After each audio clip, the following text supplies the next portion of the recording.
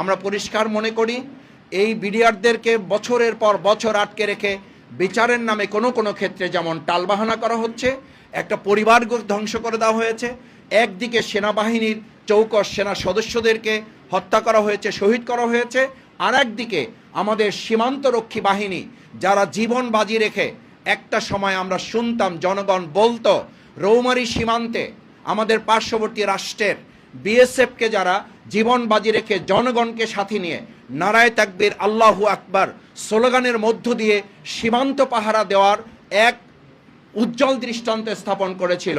সেদিনই নাকি তারা সিদ্ধান্ত নিয়েছিল এরকম বিডিআর যদি থাকে তাহলে বাংলাদেশের মতো প্রত্যেকটা ইঞ্চি মাটি বাংলাদেশ সংরক্ষণ করবে। কেউ এখানে দাদাগিরি, কেউ এখানে বাবুগিরি, কেউ এখানে রক্তচক্ষু দেখিয়ে আমাদের উপরে তারা প্রভাব বিস্তার করতে পারবে না। সেদিনের প্রতিশোধের অংশও নাকি এই 2009 সালের 25 এবং 26শে ফেব্রুয়ারি। আমরা একটা কথা পরিষ্কার বলতে চাই, আমাদের এই বাংলাদেশের বর্তমান 2024-এর জুলাই আগস্টের তরুণ যুবক ছাত্র জনতা সমস্ত মানুষ রাস্তায় নেমে ঘোষণা দিয়েছিল দিল্লি না ঢাকা, ঢাকা ঢাকা। সুতরাং এই প্রশ্নে আমরা পরিষ্কার বলতে চাই, শুধু একটা রাষ্ট্র নয়, আমাদের বাংলাদেশের বাইরে আমাদের সব বন্ধু থাকবে, আমাদের কোনো প্রভু থাকবে, এরকম বাংলাদেশ যেন আর কেউ কল্পনা না করেন।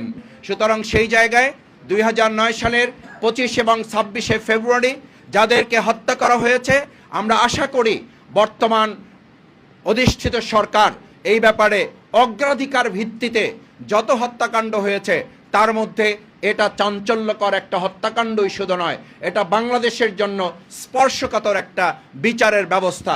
সুতরাং বর্তমান প্রধানমন্ত্রীর কথা যদি সত্য হয়ে থাকে এবং তিনি যা বলেছেন তা যদি দেশপ্রেমের জায়গা থেকে বলে থাকেন, তিনি তার শপথের জায়গা থেকে বলে থাকেন, আইনের শাসন তিনি কায়েম করবেন, যে 3-4টি মূল কথা তিনি বলেছেন তার প্রথম পয়েন্ট ছিল আইনের শাসন তিনি কায়েম করবেন। আমাদের বক্তব্য পরিষ্কার, আমরা দেখতে চাই এই 2009 সালের 25 এবং 26শে ফেব্রুয়ারি যে নির্মম এবং নৃশংস মর্মান্তিক হত্যাকাণ্ড সংগঠিত হয়েছে, কম সময়ের ব্যবধানে এই সমস্ত সেনা অফিসারদের পরিবারকে আশ্বস্ত করতে হবে, বিচার নিশ্চিত করতে হবে। বিচারহীনতার সংস্কৃতি থেকে আমাদের বাংলাদেশকে বের করে নিয়ে আসাই হবে আইনের শাসন কায়েমের প্রথম ধাপ। আমরা আশা করব সেই ধাপ বাস্তবায়নে বর্তমান সরকারি দল তাদের এবং বর্তমান প্রধানমন্ত্রী তিনি যে প্রত্যয় ব্যক্ত করেছেন সেটি তিনি বাস্তবায়ন করবেন।